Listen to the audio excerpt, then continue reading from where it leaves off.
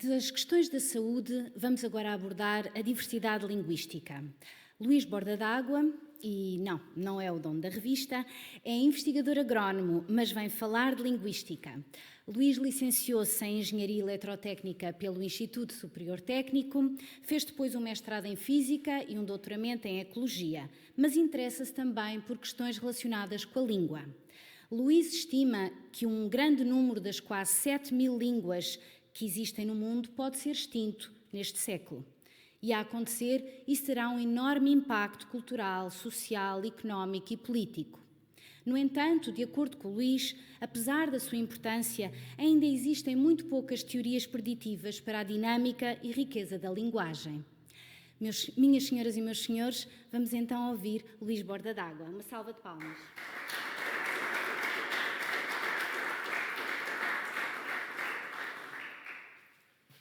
Ora, muito boa tarde e muito obrigado pelo convite. Se repararem, de facto, eu pertenço a um instituto que estuda sobretudo assuntos relacionados com biodiversidade e recursos genéticos. No entanto, estou aqui a falar de línguas e diversidade de línguas. Ora, como é que isso aconteceu? Bem, antes de mais, tem a ver pelo meu interesse por línguas. É um interesse amador, mas interessa-me por línguas. E um dia andava a viajar na internet quando encontrei este website chamado The Ethnologue, onde tinha estes dados. E o primeiro dado que eu gostava de lhes apontar era este de existirem aproximadamente 7.000 línguas. E vamos lá ver o que é que se entende aqui por línguas. Não se trata de dizer que é português de Portugal e português do Brasil. Isso é tudo a mesma língua, são apenas dialetos da mesma língua. Quando nós dizemos 7.000 línguas, queremos dizer coisas como português, chinês, alemão, japonês, etc. Coisas bem diversas. E isto é um número que eu gostava que vocês mantivessem. Porque se eu lhes tivesse perguntado quantas línguas há no mundo, eu não sei que número é que me teriam dito. Mas a maior parte das pessoas, quando eu faço esta pergunta, é um número entre 500 e 1.000. Não sei porquê, mas geralmente é o número que as pessoas dizem. E não 7.000. Portanto, há muito mais línguas do que nós geralmente pensamos. Estas línguas, o que é muito curioso, é que não estão igualmente distribuídas pela população, o que, aliás, de qualquer forma, até já se esperava, não é? Se repararem aqui, entre 100 milhões e 1.000 milhões, há cerca de 8 línguas apenas. Também não é de esperar outra coisa, mas entre elas estará o português. Depois, entre 10 milhões e 100 milhões, há 75 línguas. Se formos ver ao outro lado, línguas com 1 a 9 falantes, há cerca de 204. Ora, línguas de 1 a 9 falantes são línguas que estão em vias de extinção, geralmente, ok? Se nós pegarmos nestes números e pusermos neste gráfico, obtemos uma curva em forma de sino. Isto é um nome matemático, não interessa, mas a curva em forma de sino é que é importante aqui. E reparem que o que está aqui é 0,1, quer dizer, de 1 a 10 falantes, depois de 10 a 100, 100 a 1.000, por aí fora. E reparem esta forma aqui que está, e aqui que este número, aproximadamente 200, corresponde a este aqui, 204, o número de línguas entre 1 a 10 falantes. Falando agora um bocadinho rapidamente de biologia, já há muitos anos que eu trabalho com um conjunto de dados que vem de uma ilha chamada Barrow, Colorado, que fica no Canal do Panamá, que está aqui esta imagem. Vem ali um barco, isto é a ilha. E nesta ilha, na década de 80, houve dois senhores, Hubble e Foster, que identificaram numa parcela de 1.000 por 500 metros todas as árvores, identificaram todas as árvores ao nível da espécie. Isto quer dizer que para cada espécie de cada árvore, que são aproximadamente 300 espécies, eles sabem exatamente quantos indivíduos há.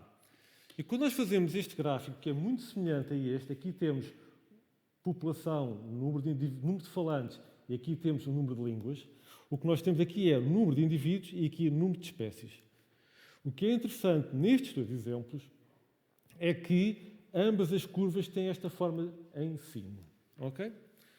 E eu podia continuar com mais exemplos, porque há muito mais exemplos, mas a primeira mensagem que eu gostava de estar é que existe uma grande semelhança entre os aspectos quantitativos relacionados com línguas e os aspectos relacionados com espécies.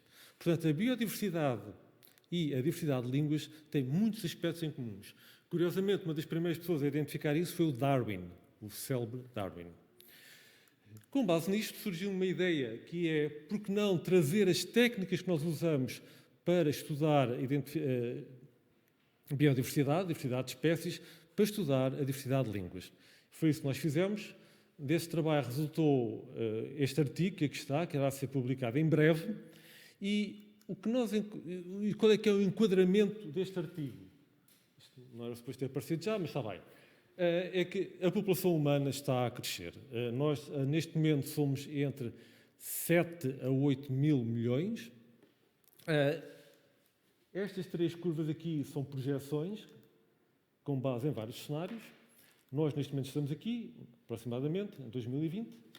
E se nós formos agora para um país onde há um grande número de línguas, como, por exemplo, a Papua Nova Guiné, que é o país do mundo com o maior número de línguas, aproximadamente 700 línguas, se formos para as Filipinas, se formos para a Indonésia, países com centenas de línguas, e observarmos, por exemplo, a população de uma língua e chegamos à conclusão que num determinado ano ela tinha 1 milhão de habitantes, 1 milhão de falantes, passados uns anos tem 2 milhões. Se nós observarmos nesse país uma língua que tinha, digamos, 1000 falantes, será que agora tem 2000? Será que cresceu proporcionalmente? Já estão à espera, imagino que a resposta já estão a ver qual é que vai ser, e não é o caso. O que nós encontramos no nosso trabalho é que os resultados do nosso modelo são apenas compatíveis com taxas de crescimento diferentes. Isto é, as línguas não estão a crescer à mesma velocidade. E quando eu digo crescimento, aqui o crescimento pode até ser negativo, isto é, algumas línguas podem estar a crescer e outras estão simplesmente a decrescer. E o que é que está a passar? Isto aqui, exagerando um pouco, mas eu estou a utilizar aqui o título de um livro, Guns, Germs and Steel, de um senhor chamado Gerald Diamond, que eu traduzi por Armas, Germes e Aço, que aliás eu e quem traduziu o livro para português também. E que nós temos aqui um exemplo, um exagero, temos aqui um Schwarzenegger e este senhor aqui. E que no passado o que nós tivemos, infelizmente, foi quando estes choques civilizacionais, houve grandes genocídios, como sabem. De facto, nessa altura, muitas línguas desapareceram, houve repressão linguística. Aliás, até há poucas décadas, aqui ao lado, em Espanha, era proibido às crianças falar galego, por exemplo, eram obrigadas a falar espanhol ou castelhano, o que querem chamar.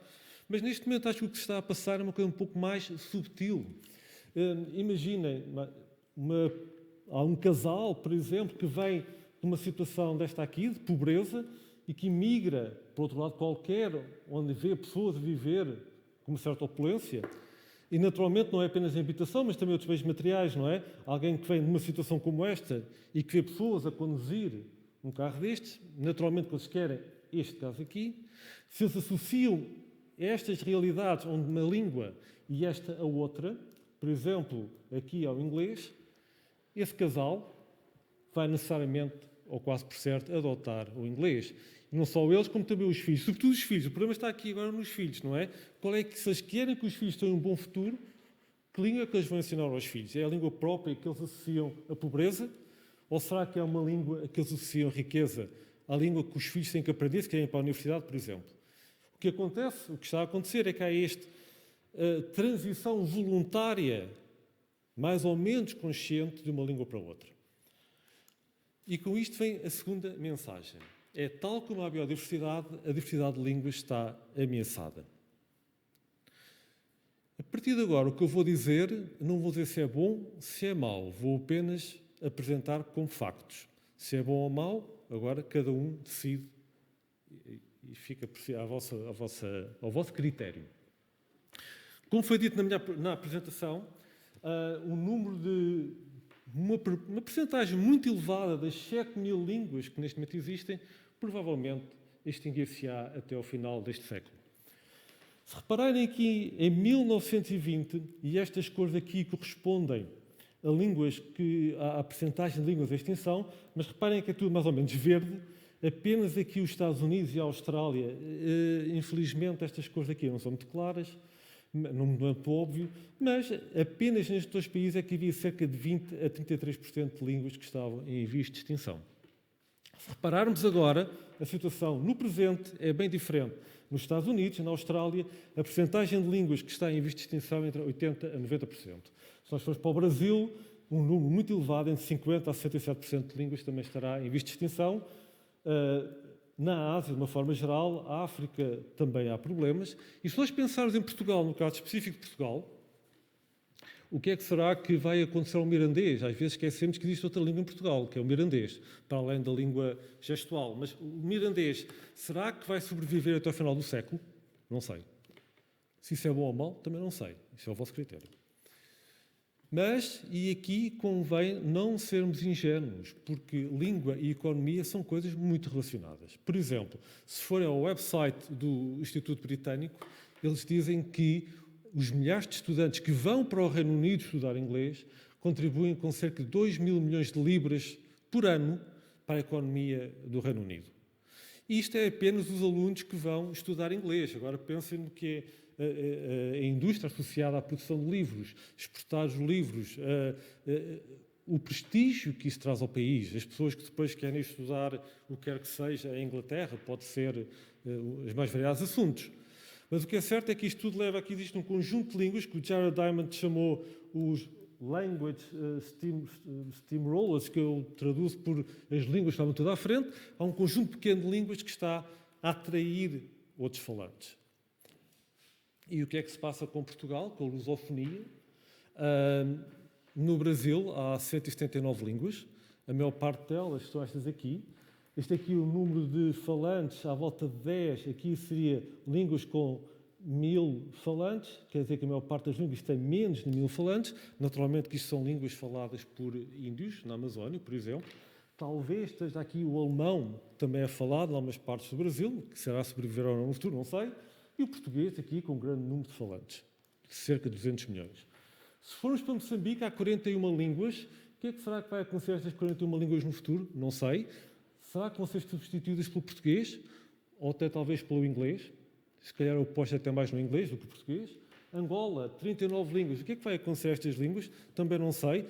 E será que é bom para Angola ter 39 línguas? Ou será que era melhor ter uma só língua, o português, que daria um certo caráter nacional ao país? O que é preferível? Não sei.